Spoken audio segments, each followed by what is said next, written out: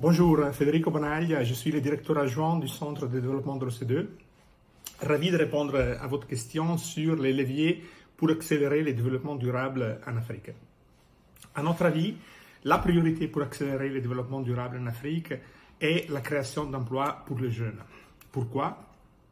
Parce que la moitié de la population en Afrique a aujourd'hui moins de 20 ans. Chaque année, 29 millions de jeunes rentrent sur le marché du travail et ces jeunes sont une ressource incontournable pour le développement du continent. Or, la création d'emplois sur le continent est aujourd'hui insuffisante pour répondre aux attentes de ces nombreux jeunes qui cherchent un emploi. D'où vient la création d'emplois, d'où vient l'emploi en Afrique? La principale source de création d'emplois sur le continent sont les petites et moyennes entreprises. Malheureusement, une large partie de ces entreprises opèrent dans un milieu informel.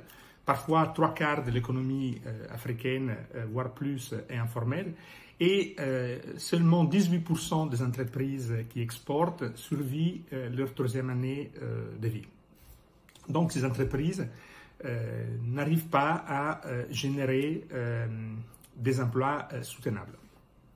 Si la priorité, donc, pour accélérer le développement en Afrique est la création d'emplois pour les jeunes et la principale source de création d'emplois sont les petites et moyennes entreprises, et si les petites et moyennes entreprises, malheureusement, sont dans des conditions de faiblesse, qu'est-ce que les gouvernements africains peuvent faire pour renforcer ces entreprises et faciliter la création d'emplois pour les jeunes?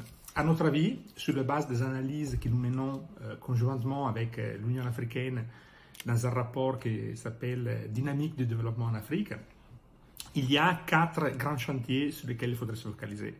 Le premier chantier est celui de politique pour la transformation productive, de politique industrielle, d'appui aux entreprises, notamment donner aux entreprises plus de services pour qu'elles connaissent mieux les marchés, pour qu'elles aient accès aux normes et aux standards de qualité, pour qu'elles puissent bénéficier de la technologie de l'information et de l'accès au crédit.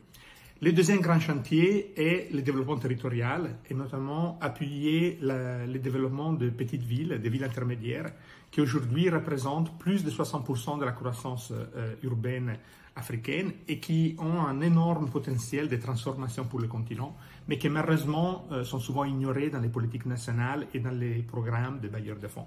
La troisième grande priorité est celle de l'intégration régionale, continentale.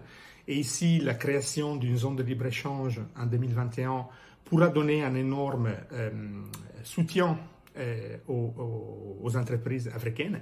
Et le quatrième grand chantier est clairement celui de la formation professionnelle et de l'éducation pour équiper ces jeunes avec les compétences nécessaires pour trouver des emplois, mais aussi des emplois de qualité. Voilà, la priorité, c'est les jeunes via les entreprises, les petites et moyennes entreprises, qui nécessitent de meilleures et plus efficaces politiques publiques.